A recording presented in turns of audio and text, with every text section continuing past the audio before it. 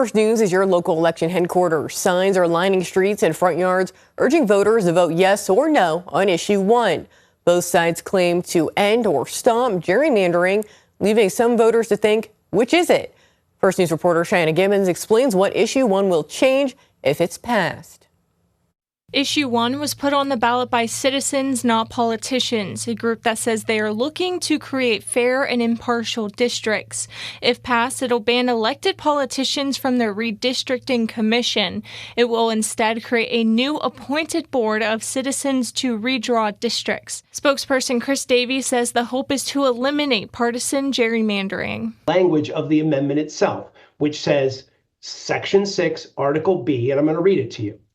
It will explicitly, quote, ban partisan gerrymandering and prohibit the use of redistricting plans that favor one political party and disfavor others. Gerrymandering is the action of manipulating districts for political gain. YSU's part-time political science professor Paul Sarasic describes it as a political tradition. Politicians are going to try to do things to benefit themselves politically, Republicans have done it, Democrats have done it.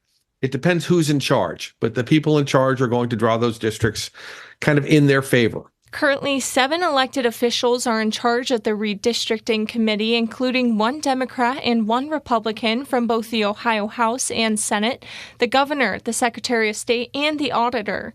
Currently, 5 of the 7 members are Republican.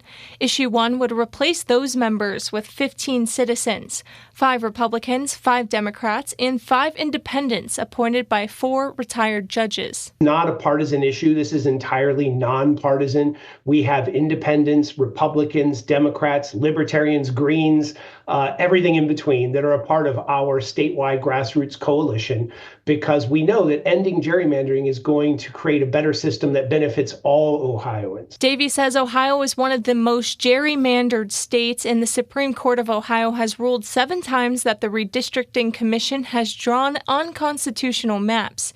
He gives Youngstown and the 6th congressional district as an example. And the 6th congressional district is one of the most gerrymandered in the country. And there's a good way of illustrating that. It runs from Youngstown, it snakes over to suburban Canton, and then goes down through Amish country and along the Ohio River, and it ends way down in rural Washington County south of Marietta. That's how gerrymandering works. Sarasic says Ohio has amended the Constitution twice in the last decade or so to try and limit the effects of gerrymandering. He says drawing districts is a complex issue. He explains communities of interest should stay together, but that can also create a problem. The Democrats, for example, tend to live together, meaning Democrats tend to congregate in urban areas. So if you keep an urban area together, you're creating what's called a Democratic PAC district. And so a Democrat will be elected from that area. But what you've done is you've taken the Democrats out of the surrounding areas, making them more Republican. Sarasic also explains the argument against issue 1. These 15 people will not really be accountable at all to the electorate. I mean, this is the argument that the Republicans are making, that when legislators do it, well, they're accountable. You get to vote for them and vote them out of office. But this 15-member board will be very, very indirectly selected. If passed, the Citizen Commission would be created to draw a map for the 2026 election, then disband. A new commission would be created to reflect the census every 10 years. And citizens with relationships or affiliations with politicians and lobbyists will be ineligible for the commission, removing chances for direct political gain. On the Citizens Not Politicians website is the full 31-page petition. Reporting for WKBN 27 First News, I'm Cheyenne Gibbons.